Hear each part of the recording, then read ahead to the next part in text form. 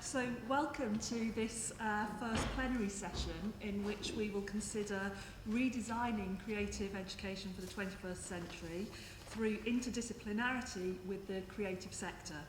I'm Catherine Bond, I'm co-director of the Cultural Institute here at King's, and as many of you will know, the Institute has a key remit to enhance research and teaching at King's through collaboration with the cultural sector.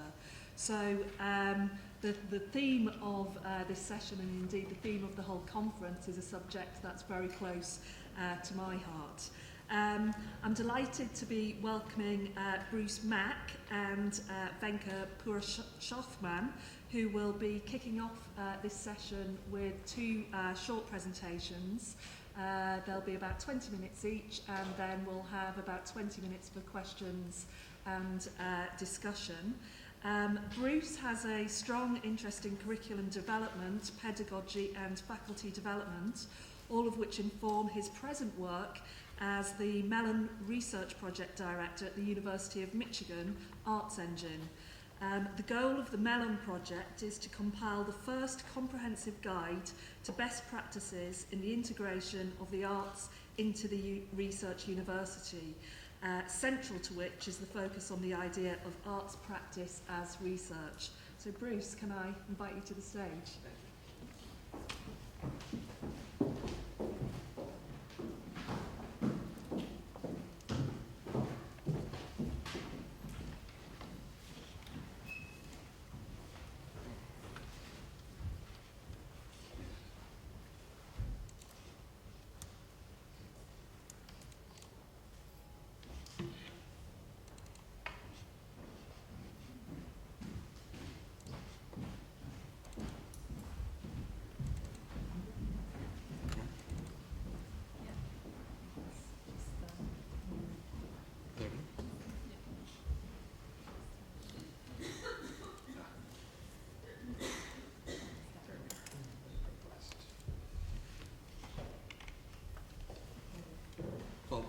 Thank you. What an incredible honor it was to have been asked to be here, and I just want to tell you that it was really wonderful to be invited. So with that, I'd like to go forward with my... So I am Bruce Mack from the University of Michigan, department called Arts Engine. We also have a sister organization called A2RU, which is the Alliance for Arts Research Universities. And we're actually housed under the department, or the College of Architecture at the University of Michigan, but we're supported by all four North Campus deans, which is Art and Design, Music, Theater and Dance, Architecture and Urban Planning, and of course the very large College of Architecture. So as I was being introduced, you were giving a very fine explanation of what it is that I do, but I'd like to go into it just a little bit further. So the Mellon Project, we were awarded $500,000 by Andrew Mellon Foundation, and I was actually hired after we received the grant, and my job is to travel around to different research universities and colleges and investigate instances of arts integration. Basically what we're talking about is curricular collaborations, programmatic collaborations, project collaborations, and research collaborations involving the arts. What we're going to be doing, what we do is we collect best practices and examples of our best practices, and then we'll be publishing a best practices guide to arts integration across the landscape of higher education so that every discipline can take advantage of the benefits of the arts. So these are the site visits that I've conducted thus far. I've been to 30 different institutions, and then I met with TransArt while I was at CAA. I've flown better than 65,000 miles, and these are some of the institutions that we've visited with, and we have 10 more up scheduled for the fall. So we should be hitting 41 institutions overall. To date, I have interviewed 685 people personally. We have another researcher who's interviewed 15 other people. We record all of our interviews one-on-one or one-on-two or three, and we've collected 700 hours of video. Each video we process. It takes 3 hours of processing time in order to save the original file, the expanded file, and then a condensed file, so that we're able to hopefully host those on our website in about a year.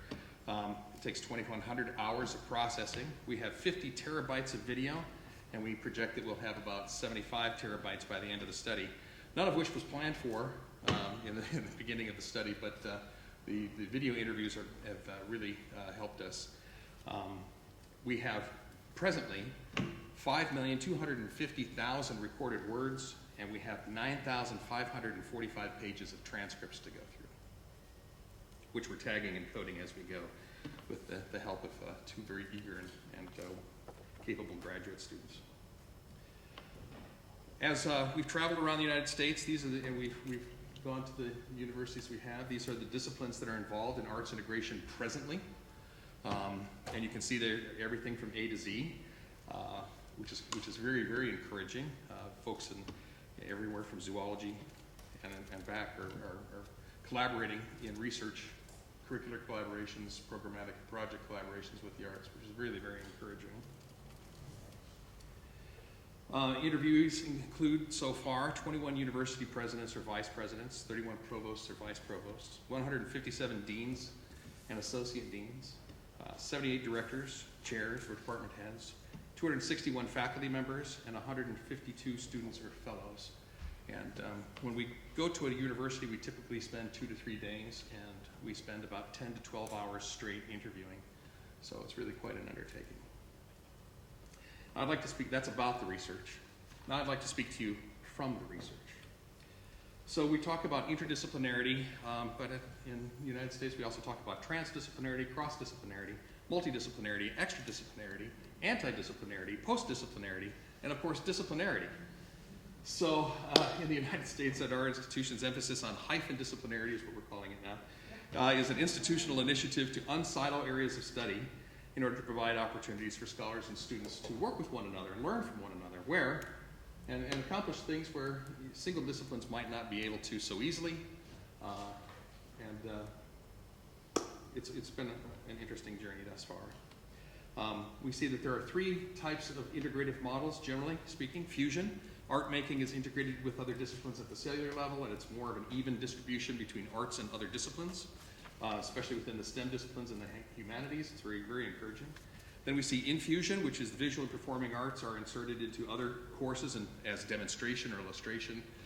One of the best ones that I've seen thus far is we had a Nobel Prize winning quark physicist partner with dancers in order to demonstrate how quarks move.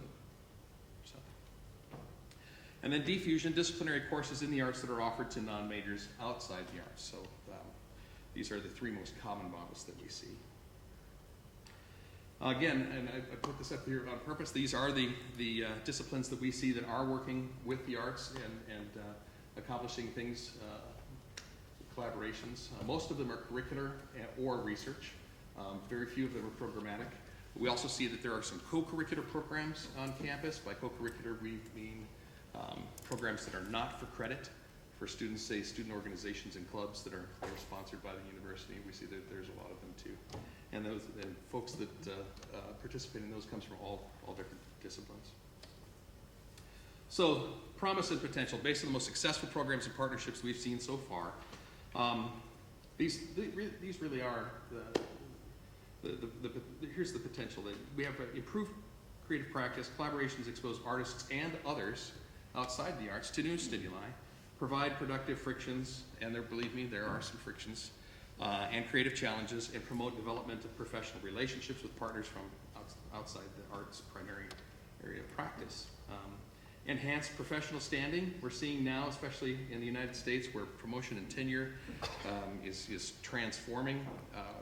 We're seeing the arts are being given credit for their research and collaborations with researchers. And it's still a bit of a sticky issue, but it's getting worked out. And increase student learning and career success. This is one of the things that we're very big on. We of course want students to learn. We often talk about research, teaching, and service, but we think it's all about learning in the end. And of course, career success, we need to make it more relevant to their success after graduation. So there are some challenges.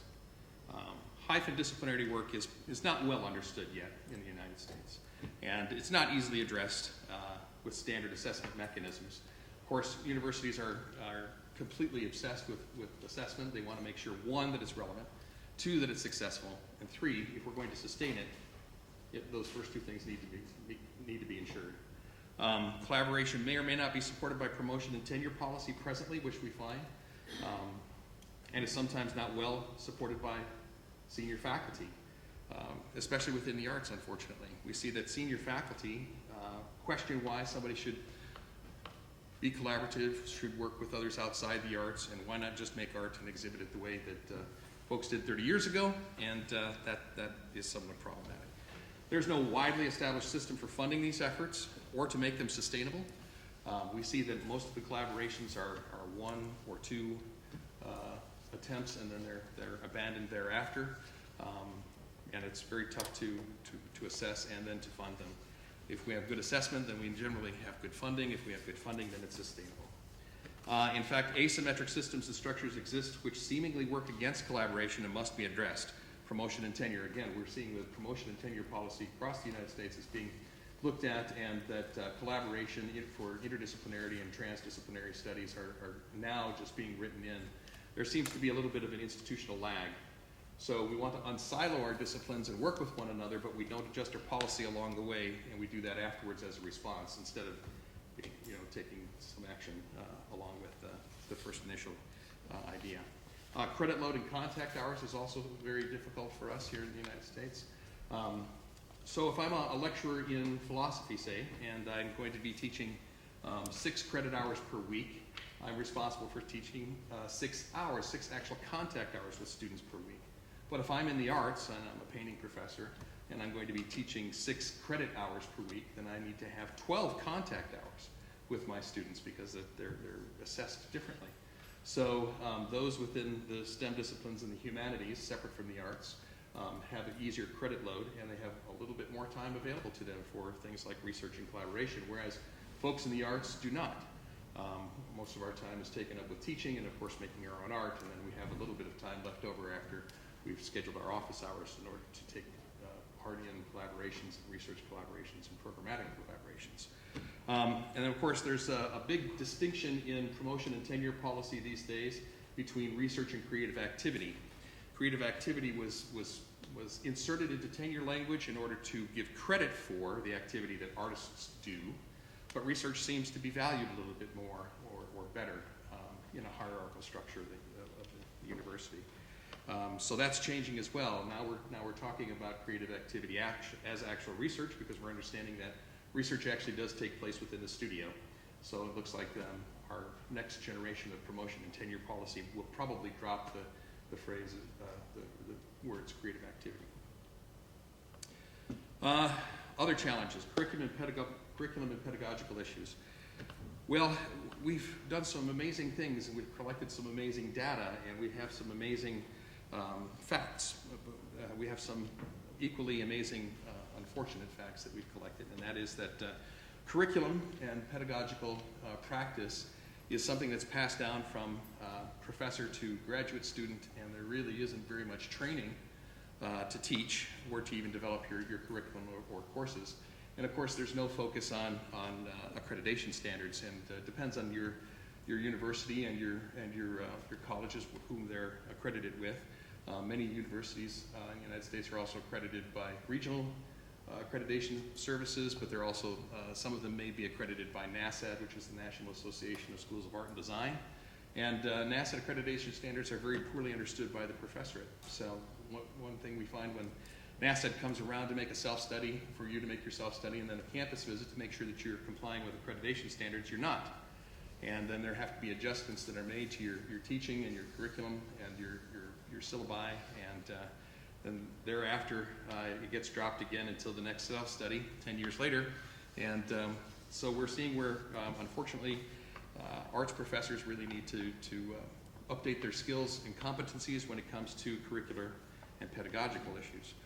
Measurable benefits, again, what we are seeing is that standard assessment mechanisms really are not adequate for the assessment of collaborations, whether they're curricular, research, or programmatic. And so what we're seeing is that the best assessments are targeted assessments for your particular class or for your particular project or for your particular research. I mentioned before that teaching and learning is something that we need to concentrate more on. We always talk about research, teaching, and service, and we consider learning to be an ancillary benefit of research, teaching, and service. But really, we need to talk more about learning, especially in higher education and especially at research universities, so that we make sure that our students are benefiting from the project that we care to put forth and undertake. So, benefits for students, and how does this aid them educationally and professionally? We're very concerned with NASAT accreditation standards in our study, and they're very interesting, and they've been around for a good long time. They haven't changed in 30 years. But 30 years ago, somebody had the foresight to make sure that all learning, even in studio art, had some sort of market applicability. But we have never seen, I've collected over 2,500 different syllabi in my travels. We've yet to come across one in the arts that says anything about how you might apply this to a profession once you graduate. So we're hoping that we have a big impact there and are able to change that. One of the things that we run into also is disciplinary vernaculars. My father, who is from London, used to say this all the time: England and America are two countries separated by a common language. Well, that's the same thing is also so of the arts, the humanities, and the STEM disciplines. When we say color in the arts, or in visual art, we might mean something else other than something in music. When we talk about color in music, we're talking about the tone or the sound of an instrument. When we talk about computer science, we're talking about little pixels and how something might look on a computer screen and how that might be engineered.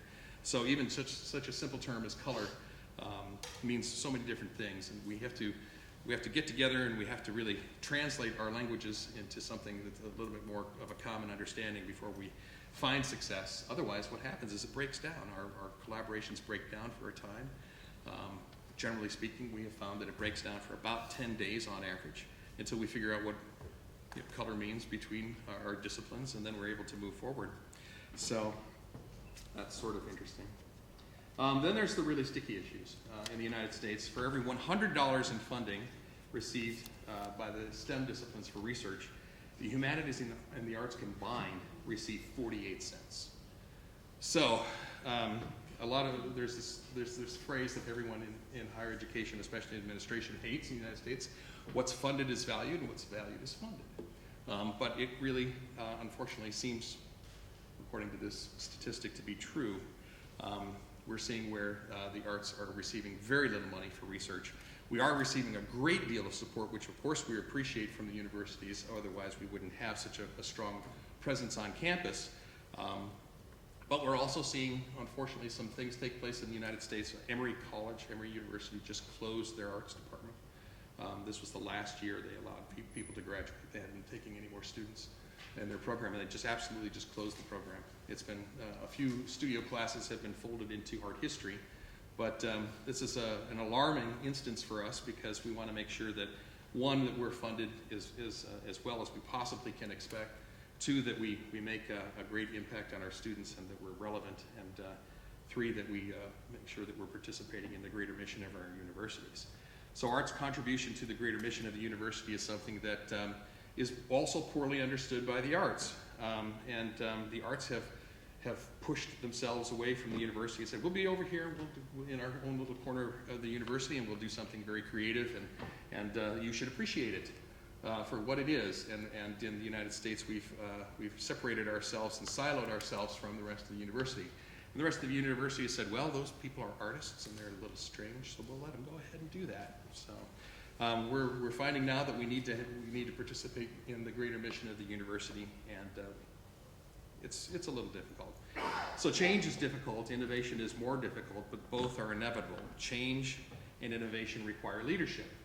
And I hope I don't offend anybody by calling them legacy faculty, but if you've been in the arts for a good long time and you've come up through the ranks, and now all of a sudden you find yourself in a position of leadership, business as usual is something that unfortunately is not required anymore in order to make sure that our students are more successful after graduation. We watch the SNAP report.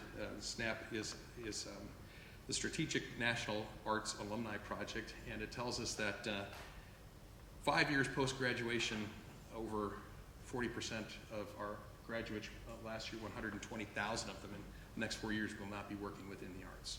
So that's something that we really need to be more aware of. The solutions are obvious. Arts are everywhere. The arts have served the arts serve the needs of the 21st century. We can't pick up a newspaper, a magazine, turn on the television, or watch a movie without understanding that the arts are present. Everything is designed, everything looks very aesthetic and pleasing, so we have to make sure that we're responding in ways that are obvious and that we can make those connections.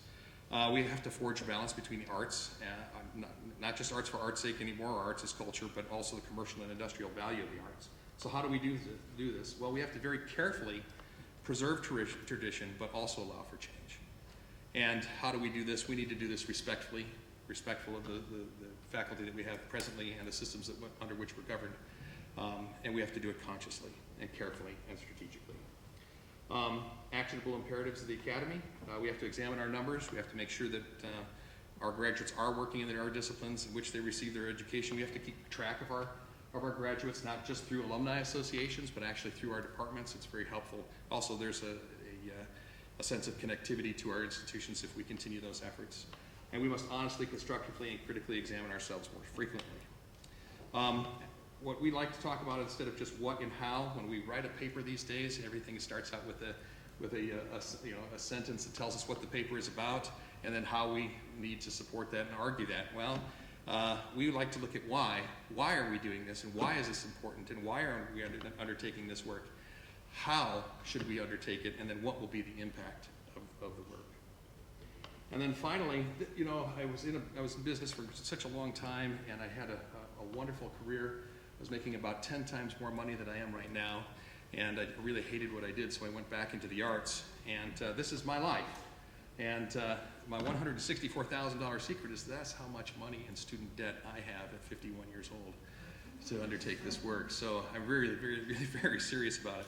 And I consider my arts practice not just to be photography, but also to be research, education, service, and advocacy. So, thank you so very much.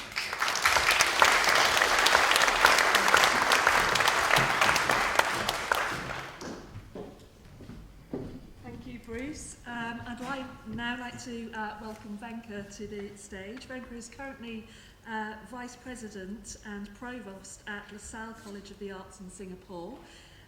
It's a leading institution in contemporary arts and design practice and education in Southeast Asia. He is responsible for steering curricular development, academic operations, international partnerships, and academic quality assurance. His pedagogic philosophy is to ensure that contemporary Asia is given appropriate place and voice in arts curriculum, thereby representing the voice of a new generation of artists. Thank you.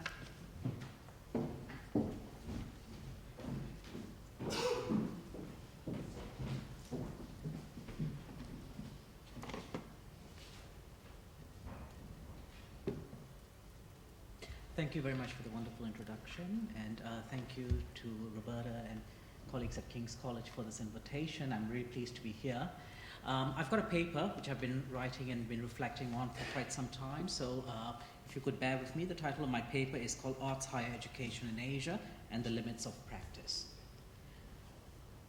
My whole purpose of this paper is to really open wide the discussion of the place of arts higher education in Asia. And I must start with a qualification. I have chosen to focus less on the instrumentalist nature of education imposed on the arts, and I'm more interested in establishing a modality of critical inquiry. That is, to intervene first by looking at the link between cultural policy, art, and education. Secondly, to surface the increasing bureaucratization of teaching the arts in Asia, thereby evolving a cookie-cutter system to education. And third, looking at some emerging trends. The aim is to facilitate engagement with emerging thinking about contemporary art, identity, and place. For the purpose of my presentation here, I see Asia as a political cultural construct for a diverse and disparate group of cultures and communities. Stretching from Mongolia to Palestine, it is composed of 48 countries, comprising of 4.1 billion people.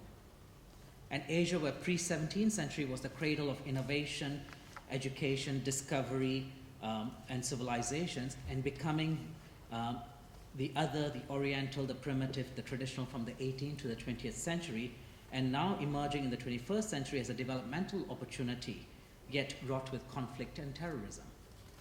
As such, Asia has been defined through, I believe, foreign policy, and continues to be defined by foreign policy and economic policy, bringing along with it trappings of modernity. It would not be out of line to presuppose that much of today's discourse that supports artist education in Asia is informed by the trends of the 1990s that lay the ground of deconstructing history, tradition, and master narratives, the fragmentation of canons and their cultural specificities, and the fusion and hybridization of artistic and cultural disciplines as interdisciplinary and intercultural. These valid yet problematic ambits of discourse supplanted what I would deem a panic in cultural identity in a postmodern era in Asia. In this contested setting, the ability of art as a form of cultural inquiry, as a respondent to the deluge of visual culture, is under siege by the canonization of visual and cultural studies as a means of engaging the contemporary. Perhaps the ominous McLuhan-esque world of global village, remedially connected through technologies where the onslaught of visual culture takes place, and its narrative is a technological feedback loop that rings through generations of higher education students. Arts institutions in Asia are not spared. In actual fact, I posit that we are in a period where aesthetics and the way we discuss the world is bureaucratized. The many countries in Asia, barring a few which were birthed through colonialism, remain custodians of rich traditions, cultures, and practices promulgated through education and practice. Notions of arts higher education only emerged in the early 20th century, and places as Rabindranath Tagore's Shantiniketan or the Central Academy of Fine Arts in Beijing represented the emergence of a modern educational institution for the arts.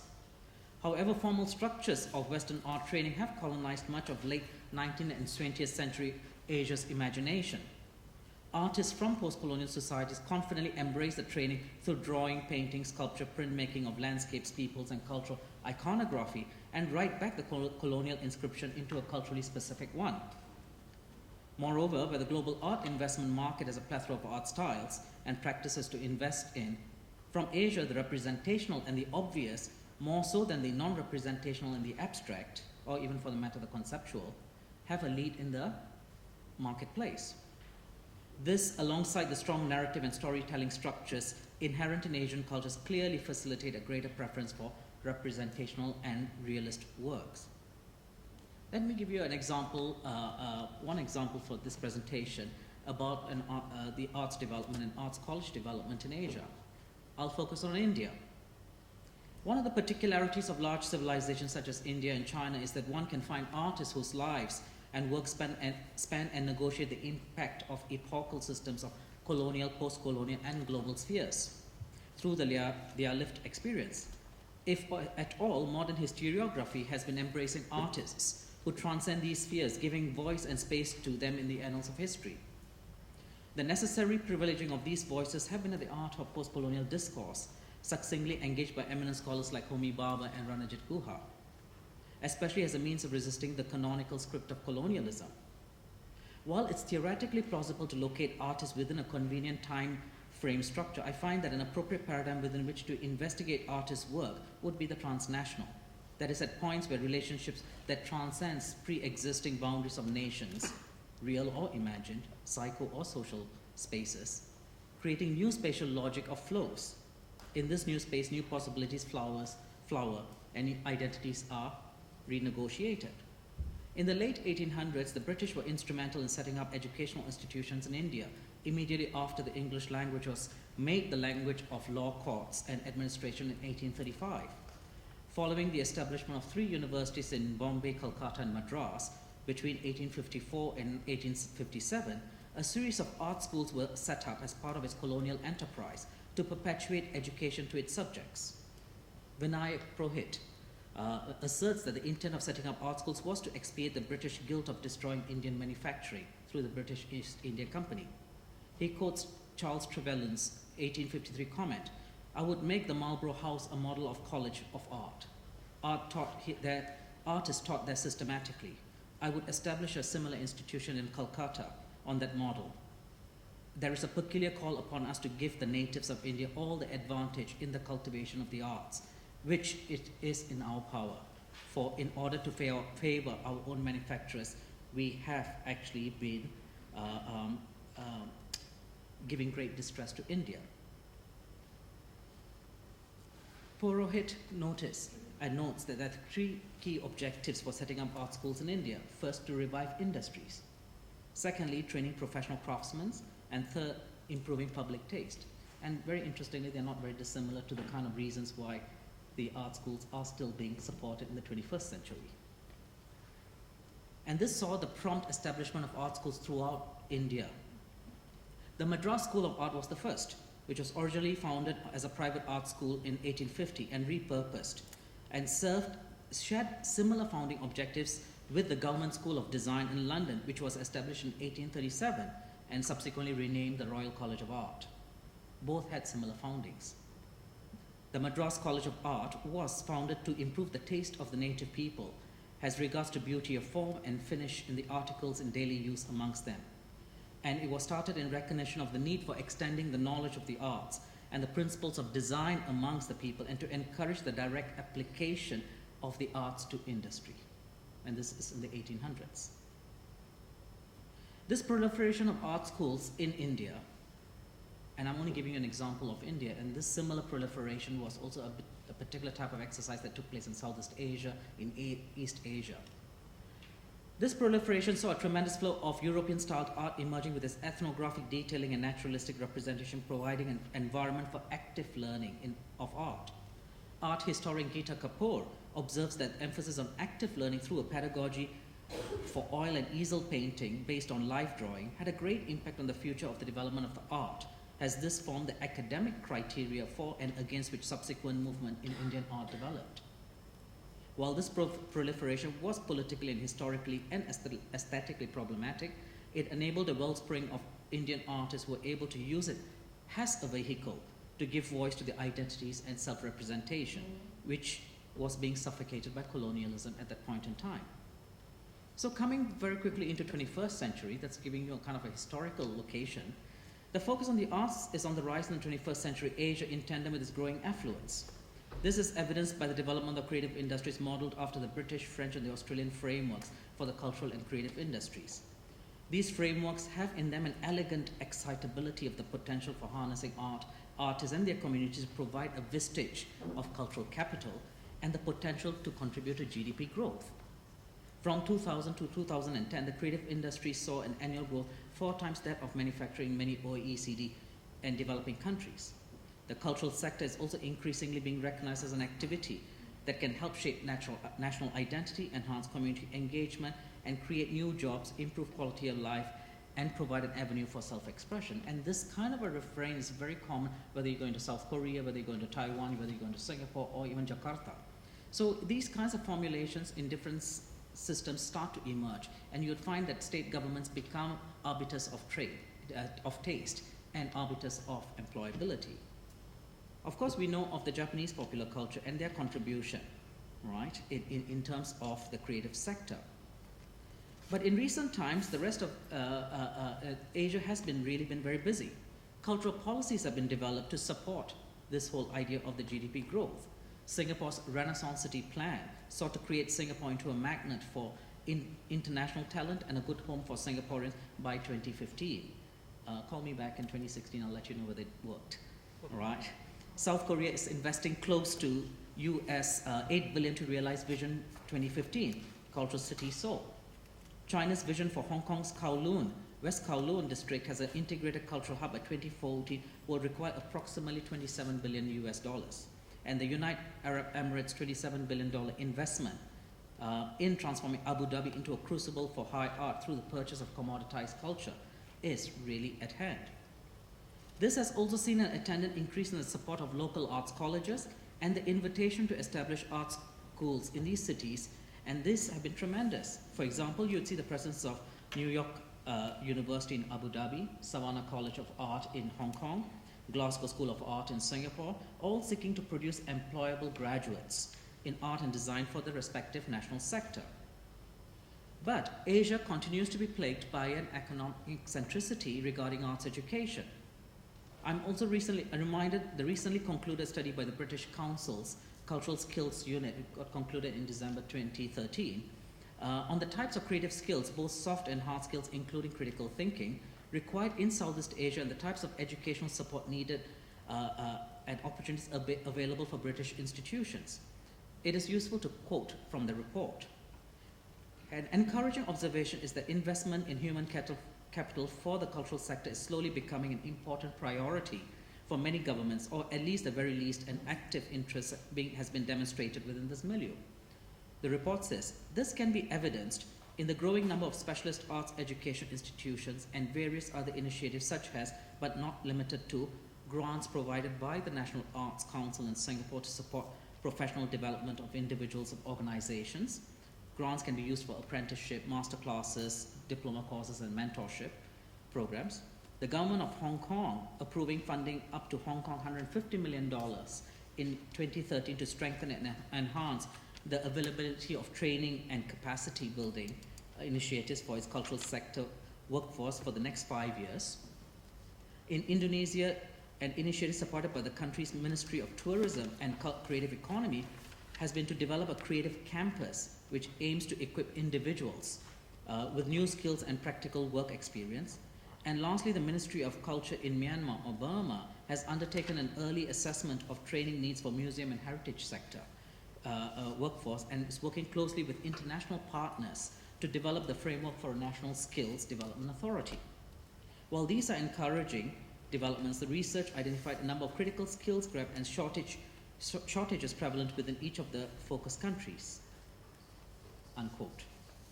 So therein lies a potential, an economic potential that's already being tapped by the British Council at this point in time. But I want to move that whole discourse to that other tangent where the Second World Conference on Arts Education, which was held in Korea in 2010 by UNESCO, which affirmed the need to build creative capacities in young people to advocate arts education in all societies, including people from disadvantaged social background. So UNESCO took very much a social enterprise in trying to engage with that. The conference sought to re-establish the need to reinforce the high quality of arts education for all while developing a capacity for creativity amongst youth and lifelong learners for the 21st century.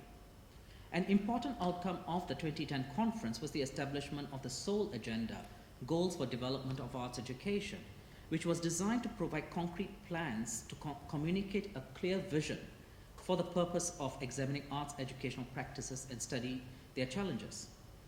It aimed to complement the UNESCO's Roadmap for Arts Education, established at the First World Conference in Lisbon, Portugal in 2006. So the whole idea was to ensure that arts education is accessible as a fundamental and sustainable component of high quality renewal of education. Second, to assure that arts educational activities and programs are of a high quality in conception and delivery. And this is a very important endeavor with the kind of commercialization of arts education. You're finding that the quality of it is necessarily not being adhered to, and there's a lot of suffering in relation to that. And thirdly, apply arts educational principles and practices to contribute to resolving social and cultural challenges facing today's world. Prior to that conference, a preparatory 2005 gathering on arts education held in Seoul highlighted the challenges and really to look at what was particularly necessary in the development of Asia.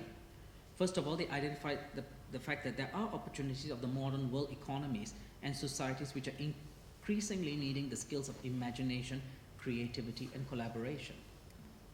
Secondly, to reflect on the growing recognition of the value and applicability of the arts in the learning process.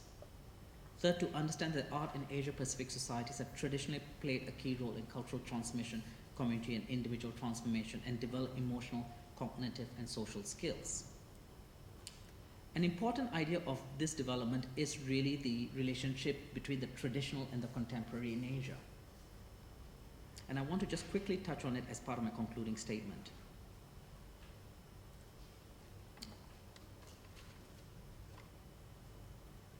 In Southeast Asia, a sleepy collection of countries, one can find that artists constantly negotiate the traditional and global as a way of life as means of defining their locatedness. For many, sustainability is not merely a reductive correlation between society, economy, and the lived environment, but rather a deep concept of preservation of life, arts, practices, and languages in dialogue with globalization, which is technology, virtuality, and travel. I'm aware that critics have drawn an important distinction between preservation and sustainability, but in many developing countries, they are not really far from each other's line of sight. So if we look at the preservation and sustenance of the traditional arts and craft, they have found a twin agent of change, globalization and internationalization, as an opportunity to continue their sustained production and circulation. There are numerous examples of this. Globalization and internationalizations have been used as tools of cultural policies in rising economies in Asia. While internationalization has been useful, for example, here I'm reminded of the way the Indonesian gamelan music has found its way into musical composition of many globally. Globalization, on the other hand, has reduced Asian arts to brands, embellishments, and consumables. While they play to highlight the flow of cultures within cities, and here I'm reminded of the intoxicatingly MTV-styled popular music of Asia. So, to conclude, perhaps we live in a post-apocalyptic world where there's an unsettled public seems to reign, even in Asia. Moral outrage, disaffected connections, and social despair seems to coalesce around protest strikes, rallies, toppled on unraveling of governments and multinational corporations, revealing an anxious youth population who mobilize themselves through social media network to reach beyond the national borders and boundaries. Benedict Anderson comes to mind in this regard. In so doing, there are emerging shared experiences, gathered information, circulated strategies for dealing with the police, and developed non-violent modes of protest. Again, the Arab Spring comes to mind. On a smaller scale, Singapore's own protest rally against government-planned increase for population is historical. The issues that seems to rattle the youth are those that have long been deemed to be neoliberal and supportive of a household that is defined by economic imperatives. Lawrence Grosswell argues that youth have been condemned to a new modernity in which there can only be one kind of value, market value, one kind of success, profit, one kind of existence, commodities, one kind of social relationship, and that's the market.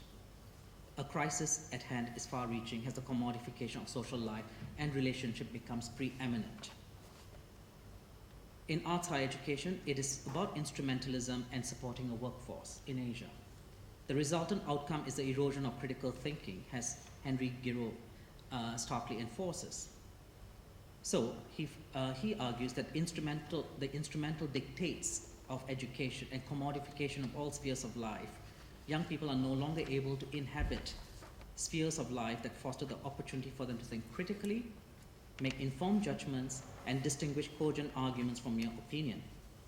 Perhaps the delete button on the computer is the ready agent of the cyber migrant and the cyber tourist. Therein lies the state of affairs. Thank you.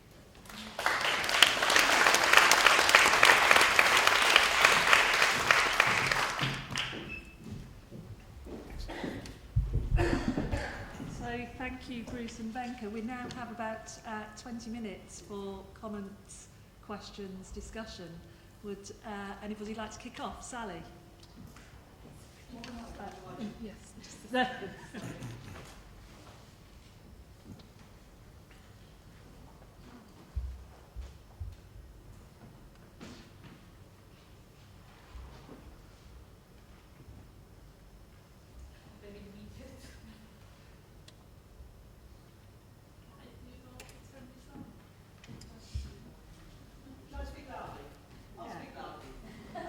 Hello, my name is Sally Taylor from the Culture Capital Exchange. I'm here with my colleague Edward Wilson. This is an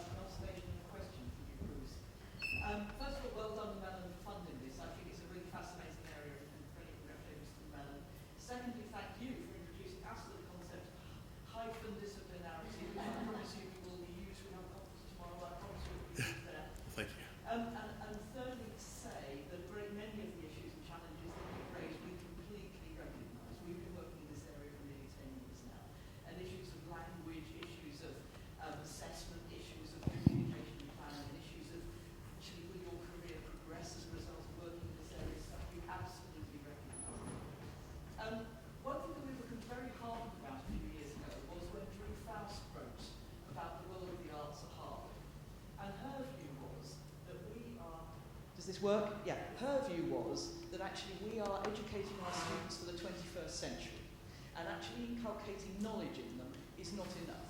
Knowledge changes very, very quickly, and maybe by the time they leave Harvard, actually what we've taught them will actually be irrelevant. Our job is to educate them so that they can survive and thrive in the 21st century. And in order to do that, they're going to need new ways of thinking, teamwork, flexibility, collaboration, etc., etc., etc. And in terms of arts, she didn't mean that, she meant creative thinking. Clearly, it seems to me to be one of your obvious arguments. Is it one that has any traction in the States? Has it had any traction at Harvard? And because it seems to me that actually it's blindingly obvious from where I'm sitting that it is the argument that people need to make.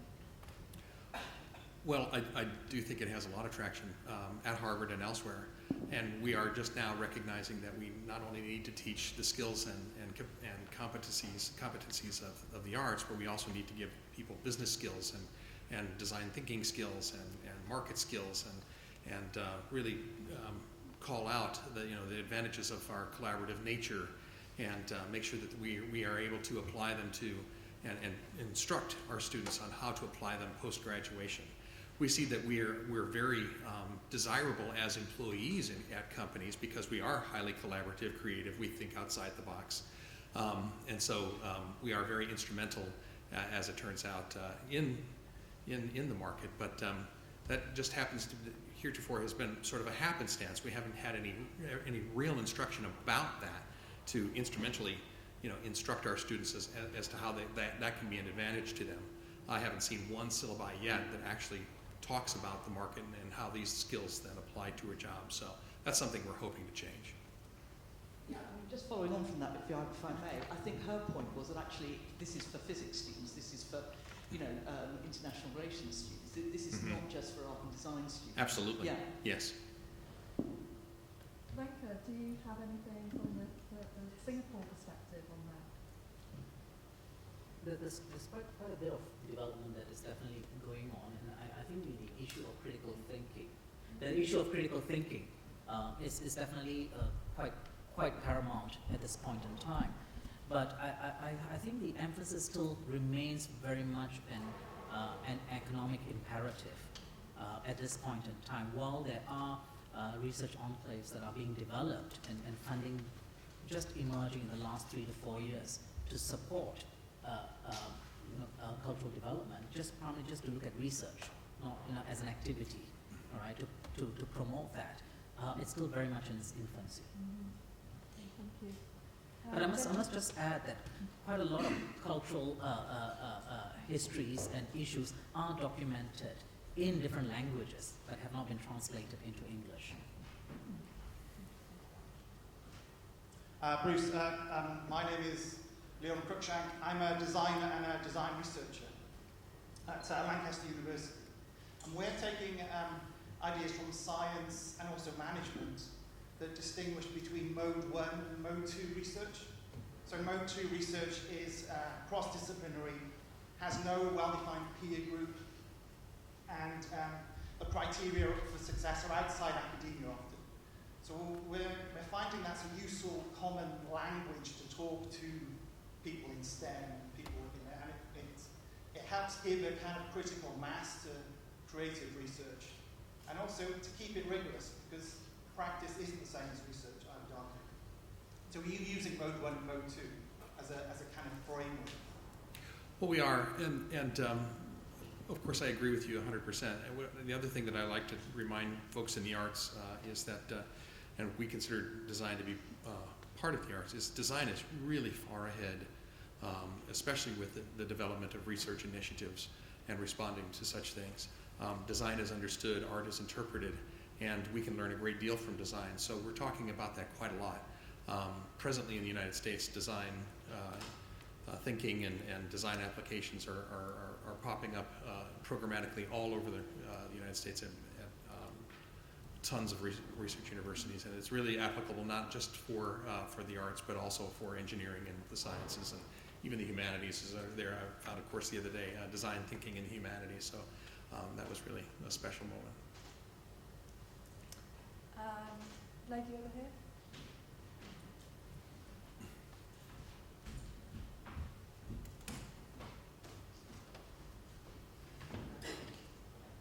Jenny Belfield from Washington Performing Arts, but formerly of Stanford University. And thank you again for convening this. It's wonderful to be here, and it's great to hear the research that you've done. We're also a Mellon cohort. Yes. So I'm part of that cohort, and everything that he said about arts on campus in the United States is 110% true. Completely my experience, my observations, and it's wonderful that you have this research distilled. There are 2 points that I wanted to make that address what both of you were saying. One is just about the notion of what happens after university and how it's absent from the syllabi. What I'm seeing now that and most of my career has been in nonprofits or private industry, is that campuses in many ways are way ahead of private industry, that arts organizations have not yet adapted to the notion of a very disciplinarily educated student. So the organizations that everyone is going to work for tend to be more siloed, and they haven't yet adapted. In a way, to me, it's much akin to looking at the way Silicon Valley startups are structured, where there's a flat structure and people bring a set of competencies that make a very interesting whole, and they create new things. That's what universities are beginning to model in terms of how they work.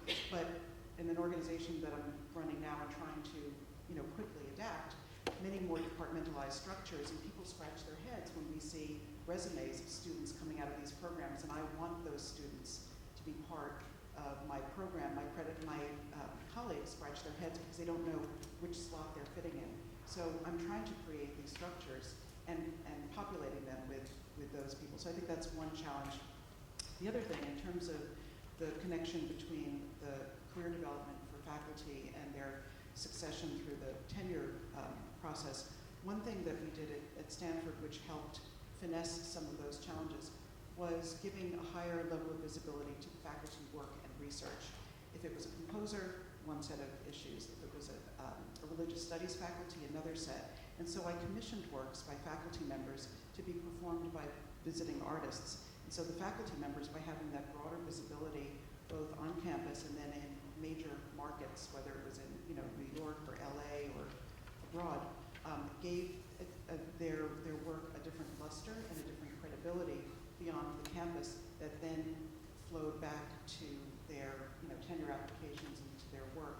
And it was a way of giving a tangible result and visibility to the collaborative work that helped fuel it. So, when many ensembles had a chance to see what great campus-based artists there were, and when there was sort of an equalizing or rebalancing of the visiting artists alongside the campus-based artists, who frankly are often shortchanged in this equation. Everything that comes from outside is better. There's that novelty mentality. I found that faculty were infinitely more engaged because they had something at the end of it. So I just thank you for covering so many of those nuances. I'm pleased you've done it so comprehensively. Thank you. Can I just ask a question in response to that? Did you find that there was a sense that the research itself was being developed through that interaction? That not only was it being a reflection of and a different form of that research, but that there was real understanding that this was taking the research in new directions? Absolutely. And in fact, when I was the artistic director of Stanford Lively Arts, and as I would plan my programs, I would sit down with faculty colleagues and understand what they were working on in terms of their research, their study, and it was a very interdisciplinary university. So the ideas and their interests would fuel my thinking, and I would look for artists and projects that could support it. So in a sense, it was a Venn diagram with the external on one side and the internal on the other, and in the middle was the creative campus stuff that I created. And I required every artist who came to the campus to do something that was meaningful for the campus. Many of them went off on tangents. The Kronos Quartet started working with a researcher in the School of Medicine on the sonification of epileptic seizures. And that gave way to a research project that then gave way to a commission for work about Vietnam. So, these interesting ways, but my mantra has always been to follow the art, and I think on campus, looking at this brain trust that, those of you who are on the academic side have one perspective. My colleagues who are on the program side often neglect to remember that the faculty are this incredible brain trust that we would have to pay lots of money to have access to were we not part of that community. Internalizing that research and drawing the creative ideas gives us that special DNA of a campus, and I was always very excited when they had those outputs as a result of the collaborations we came up with. So. Any more questions? Gentleman at the front here. Oh. Gentleman at the front. Hello, I'm Stephen Foster from the University of Southampton here in central southern England. That was a fantastic pair of presentations because it did show some very real differences, I think. And I was going to ask really whether, Bruce, you were implying that the American system is demonstrating its modernity by increasing the instrumentalization and decreasing the investment in arts education. And Venka, on the other hand, was suggesting it demonstrates that Asia is demonstrating its modernity by investing heavily, certainly in capital, and investing in a coherent but non-instrumentalized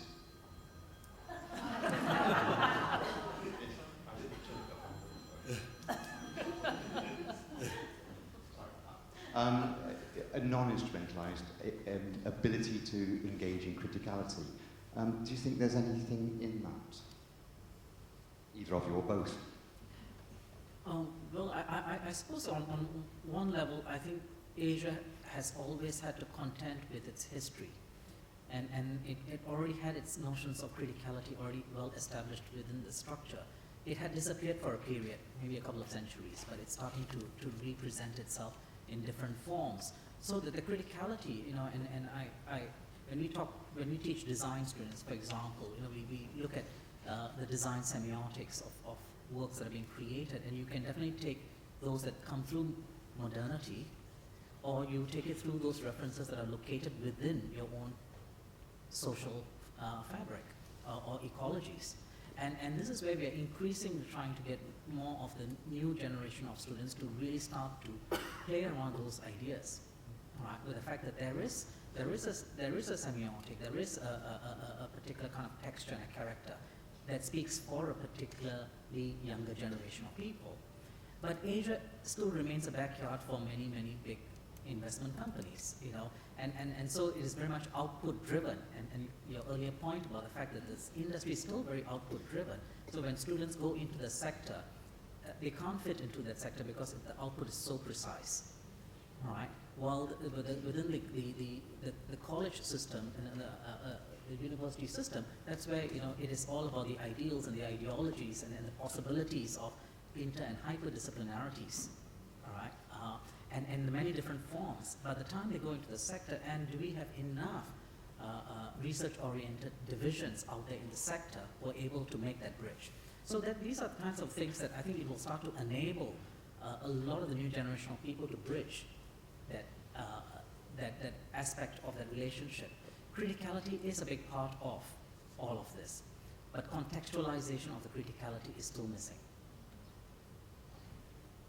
I should agree, really, and we're having a bit of a tough time of it, and funding, of course, is critical to all of our efforts, and we're finding that we're getting less from our states, and we're having to compete more for certain funding, and we are developing initiatives in order to be able to do that, to strengthen the arts and provide that. I was here in Britain too. Another question up here.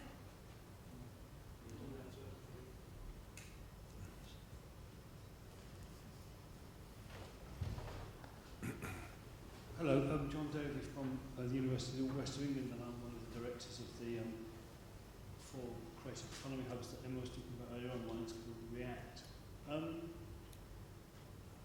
I guess I wanted to just say that I think for once it seems as though in some ways the UK is actually doing rather well compared to America. Because we do have research, practice-based research acknowledged as a career thing that you can do and get money for. And that's been actually something that's been fought for about 15 years, maybe more, and actually is now there. I also think in a bizarre way, something which is a hateful instrumental an objectionable process, which is the impact agenda, is actually something that we all use all the time to talk about our engagement in cultural work and cultural industries. So there are two things going on around practice-based research and the impact agenda that a lot of people find quite objectionable, that actually, in fact, work in our favour very often in terms of thinking about what we do with our creative work. I'm a little bit unclear sometimes in the conversation so far about whether I'm hearing about studio-based practices, conservatoire-based practices, critical disciplines, history, philosophy, classics, archaeology. I'm not quite sure what your definitions are of the field that you're in, actually, in some ways. So that's a question. I'm not quite sure where we are across the spectrum of arts and humanities. And my final observation is just that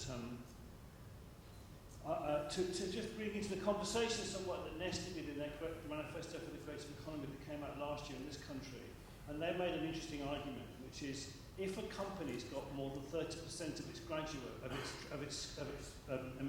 employees who are trained in an arts-based or creative discipline, then they become part of the creative economy. And that gives you a number for the creative economy in GDP terms, which is 9.7, it's just under 10%. It's bigger than pharmaceuticals, it's bigger than aerospace, it's bigger than loads of stuff when you look at it that way. And that speaks to the conversation earlier on about how do we understand the place of these graduates in the employment world. But my question really is about definition.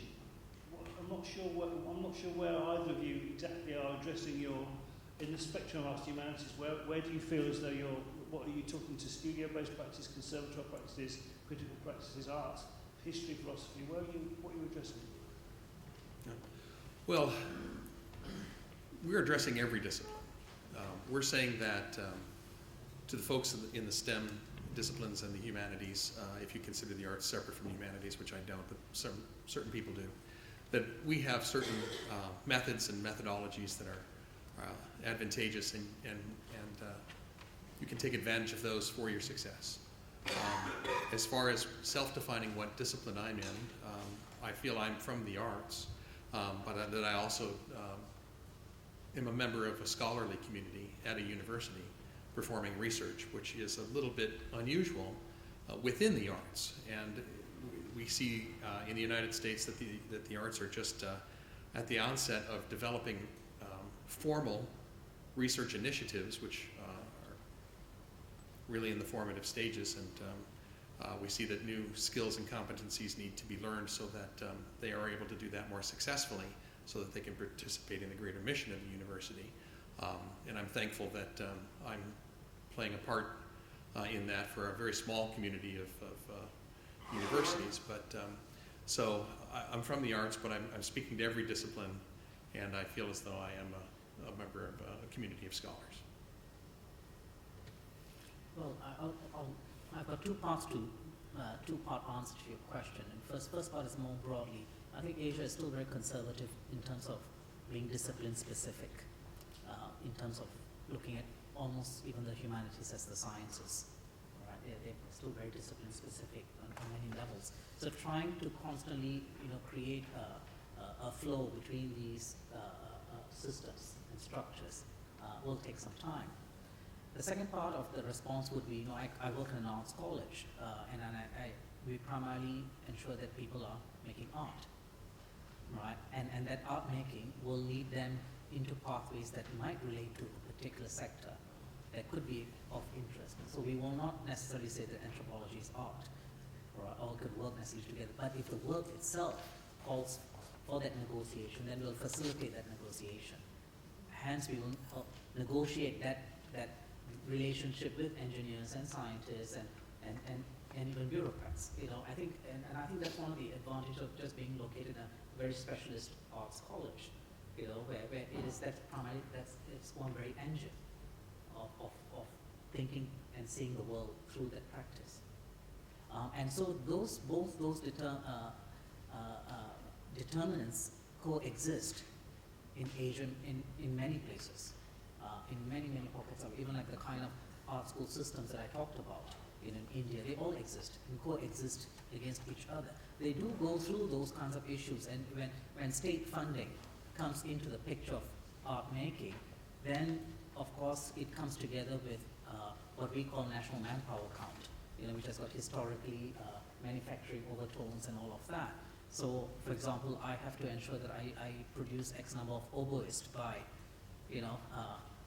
3 years down the road, or X number of interior designers by a certain number of years.